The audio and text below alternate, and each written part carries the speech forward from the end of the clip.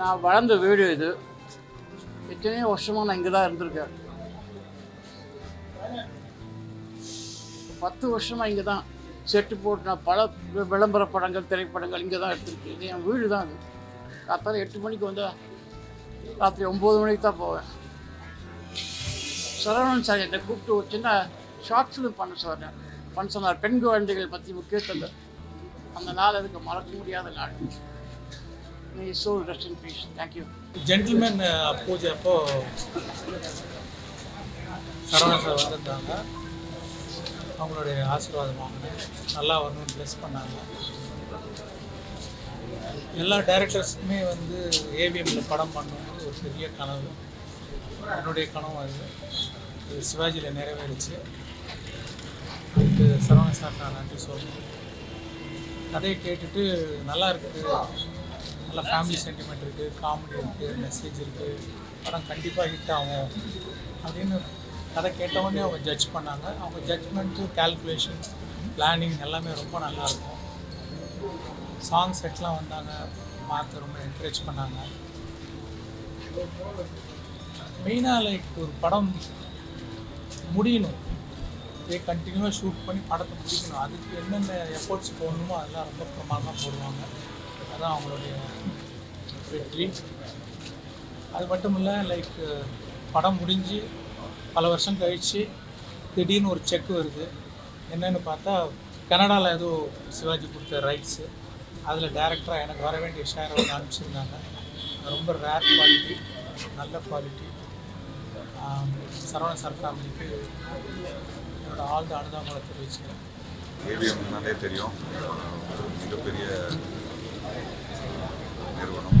1935 இருந்து இந்த நிறுவனம் ஸோ இதே ஃப்ளோர்ஸ், இதே இந்த ஏரியாக்கே கூட சின்ன வயசுலேருந்து நான் ஒர்க்லாம் நான் பார்த்துருக்கிறேன். எவ்வளோ கேள்விப்பட்டிருக்கிறேன், எவ்வளோ நலன் கருதியான விஷயங்கள் சினிமாவுக்கு பண்ணியிருக்கிறாங்க.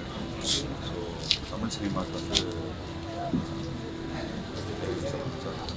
பெரிய லாஸ். ஸோ அவங்க ஆத்மா சாந்தி நிறையா. எங்கள் அப்பாவும் அவரும் ரொம்ப க்ளோஸ் ஃப்ரெண்ட்ஸு. ஸோ அவர் பர்சனலாக இங்கே வருவாங்க ஊரில் இருந்து. ஸோ இந்த ஹோல் சூப்பர் குட் ஃபிலிம்ஸ் சார்பாக, ஃபேமிலி சார்பாக இங்கே வந்திருக்கோம். ஸோ அவர் ஆத்மா சாந்தி நல்லபடியாக.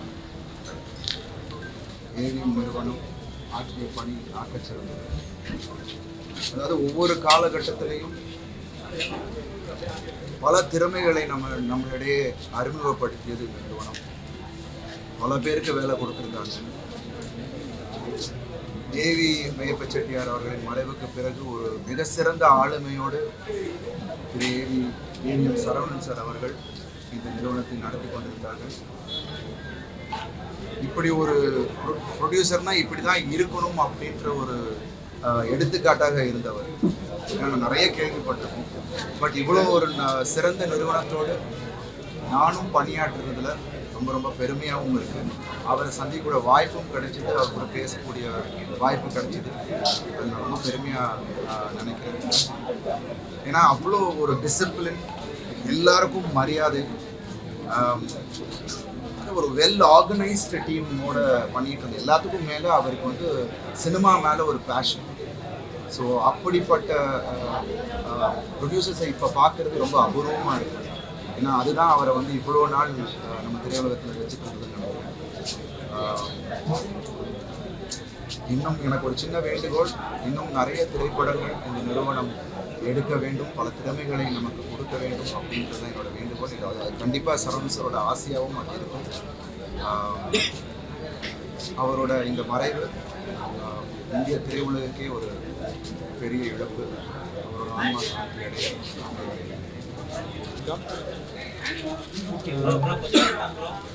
இந்த நிறுவனம் மனுஷனுக்கு பேக் போன் மாதிரி.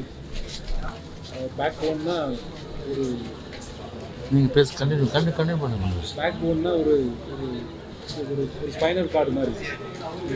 ஏவிஎம் வந்து ஏன் படம் எடுக்கிறீங்க, ஏன் படம் எடுக்கலாம்னு கேட்டால் அதுக்கு முதல் வார்த்தை வர்றது ஏவிஎம் நிறுவனம் தான். ஸோ அதனால் அந்த நிறுவனத்தோடைய கடைசி செல்லப்பிள்ளை நான். செல்லப்பிள்ளைனா ரொம்ப செல்லப்பிள்ளைன்னு சொல்லலாம். சரவணன் சார் இப்போ தான் இந்த ஃப்ளோரில் வந்து எல்லைக்கே ஷூட் முடிக்கும்போது இந்த கோயிலில் உட்காந்துட்டு இருக்காங்க.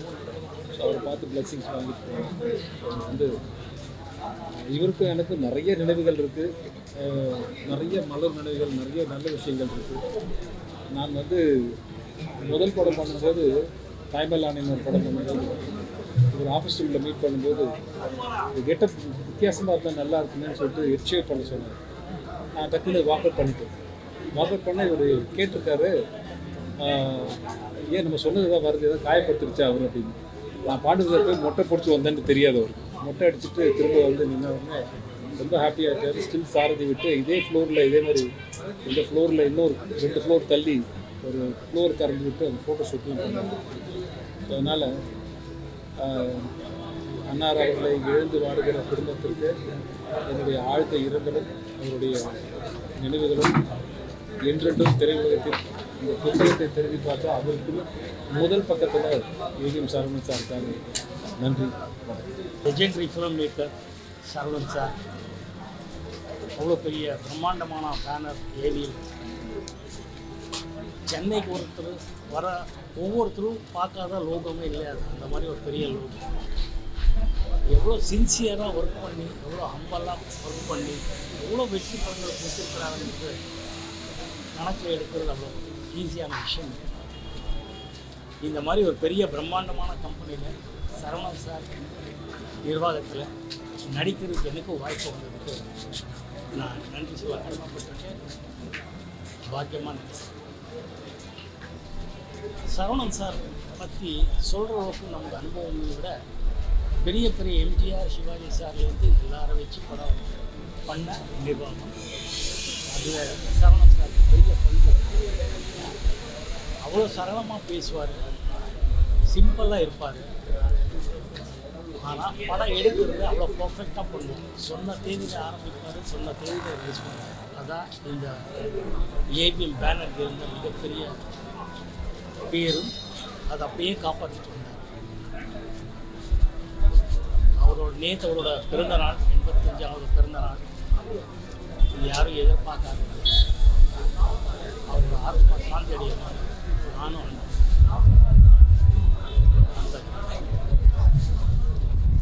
திரையுலகில் வந்திருக்கும் பேர்பட்ட சாம்ராஜ்யத்தை பெரும் துயராக இருக்குது.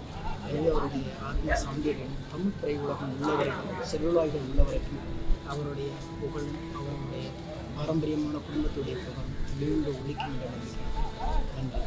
ஏவிஎம் காம்பவுண்டில் வளர்ந்த ஒரு ஆள் தான் நான். கிட்டத்தட்ட 48 வருஷம் இந்த ஏவிஎம் ஸ்டுடியோட நல்ல கனெக்ஷன் இருக்குது. அவருடைய எல்லா படங்களும் வாங்கி நான் சம்பாதிச்சிருக்கேன். சரவணன் சார் என்னோட மூத்த அண்ணன் மாதிரி பழகியிருக்கேன். கேரளாவில் எல்லா படங்களும் விநியோகம் பண்ணியிருக்கேன். அவரோட இழப்பு பெரிய இழப்பாக நான் நினைக்கிறேன். இந்த நியூஸை கேட்டு ரொம்ப வேதனைப்படுது. எனவே அவர் ஆத்மா சாந்தி வர்றதுக்கு நான் பரவலுக்கு வேண்டி விடுறேன். நட்பு அப்படின்றது எனக்குரிய 50 ஆண்டுகளாக இருக்குது. அவர் ஏவிஎம் ஸ்டுடியோ நிர்வாக பொறுப்பில் இருந்தபோது படங்கள் தயாரித்த காலகட்டத்தில் எல்லா காலகட்டத்திலும் அவரோடு நெருக்கமாக பழக்கூடிய வாய்ப்பு எனக்கு. அதை தாண்டி ஏவிஎம் நிறுவனத்தினுடைய புதுமை படத்தில் ஆரி ராஜா இயக்கிய போது அந்த படத்தை உதவி இயக்குநராக பணியாற்றக்கூடிய வாய்ப்பு. ஒரு தயாரிப்பாளர் எப்படி இருக்கணும் அப்படின்றது உதாரணமாக திகழ்ந்தவர் ஏவிஎம் சரவணன் அப்படின்னு சொல்லுவாங்க. அதே மாதிரி ஒரு ஸ்டூடியோ அதிபராக இருந்தோம். பத்திரிகையாளர் எல்லார்ட்டையும் மிக எளிமையாக சகஜமாக பழகக்கூடியவர் தான் அது ஏவிஎம் சரவணன். அவர் எப்போ நீங்கள் போய் பார்க்கணும்னு நினச்சாலும் பார்க்கலாம். அவருடைய கதவு அந்த அளவுக்கு திறந்துருக்கும். அவர் பார்க்க ஒரு ஃபோன் பண்ணிங்கன்னா போது உடனே வர சொல்லுவார். அந்த அளவுக்கு பண்பான மனிதர். எனக்கும் அவருக்கு வந்து ஒரு மிகப்பெரிய சென்டிமெண்ட் உண்டு. என்னுடைய முதல் படமான மண்வாசல் படத்துடைய 100வது நாள் வச்சு அவர் தான் உடம்புக்காய் நடத்தினார். அது மட்டும் இல்லாமல் என்னுடைய நான் தயாரித்த பல திரைப்பட விழாக்கள் பார்த்தீங்கன்னா அவர் இல்லாமல் நான் விழா நடத்திட்டு இதெல்லாம் தாண்டி அவருடைய திரை வாழ்க்கையை பதிவு செய்யக்கூடிய வாய்ப்பு டூரிங் டாக்கீஸில் சாய்வு சுற்றா நிகழ்ச்சி வந்தது. அதில் முதல் பேட்டின்னா அது ஏவிஎம். அந்த அளவுக்கு எனக்கு அவருக்கு ஒரு சென்டிமெண்ட் அட்டாச். தன்னுடைய சினிமா பயணத்தை முழுமையாக வந்து மிக அழகாக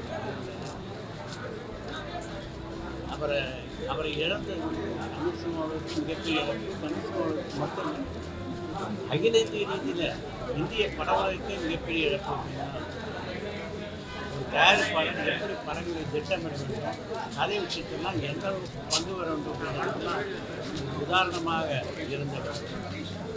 அவருடைய மறைவு தாங்க முடியாத ஏவிஎம்மோட மிக நீண்ட கால பயணம் இருக்கு. அதை விட பெரிய வரலாறு ஏவிஎம் இருக்கு. ஏவிஎம் சரவணன் சார் அவ்வளோ வெற்றிகள் பெற்றோம், அவ்வளோ வந்து பல வெற்றிகளை அடுக்கியும் பொதுவெளியில் வரும்பொழுது கையை கட்டி ரொம்ப தாழ்மை பணிவோட அவர் காட்சி அளிக்கிறதே ஒரு பெரிய பாடம். வெற்றி வந்ததுனால இல்லை ஒரு பெரிய இடத்தை சார்ந்தவர்கள் என்பதனால வந்து தலை வானத்தில் இருக்கக்கூடாதுன்றதுக்கான ஒரு நல்ல படிப்பினை எனக்கு ஒரு கற்றுக் கொடுத்துருக்காரு. ஒரு நிறுவனம் எப்படி இயங்க வேண்டும், எப்படி அமைக்க வேண்டும் என்றதுக்கு வந்து ஒரு பெரிய கல்லூரியாக அந்த ஏவிஎம் இருந்துக்கிட்டு இருக்கு. அவருடைய கடைசி மூச்சு வரை அவருடைய எண்ணம் எப்படி இந்த இண்டஸ்ட்ரி வந்து முன்னேறும் இருந்திருக்காரு. அவரோடு பழகிய அவர் தயாரித்த படங்களில் நான் நடித்த அனுபவங்கள் நினைவுகளோடு அவரை என்னுடைய மனதார நல்லுலகத்திற்கு அனுப்பி வைக்கின்றேன். தென்னிந்திய நடிகர் சங்கத்தின் சார்பாக அவருடைய குடும்பத்தாரும் நண்பர்களுக்கும் அவர் கூட சினிமா தயாரித்தவர்களுக்கும் பணிபுரிந்தவர்களுக்கும் தென்னிந்திய நடிகர் சங்கத்தின் சார்பாக ஆழ்ந்த இரங்கலை தெரிவிக்கப்பட்டது. உயரமான மனிதர், அதுக்கு மேலே உயர்ந்த உள்ளம். ஒரு உறக்க பேச்சு நான் கேள்விப்படுத்தே இல்லை. பெரிய எனக்கு வாழ்க்கையில் கொடுப்பினேன், அவர்கிட்ட பணியாற்றிருக்கேன். இந்த பெரிய படத்தில் அவர் கூட வேலை பார்த்தது நினச்சி நிற்கும்.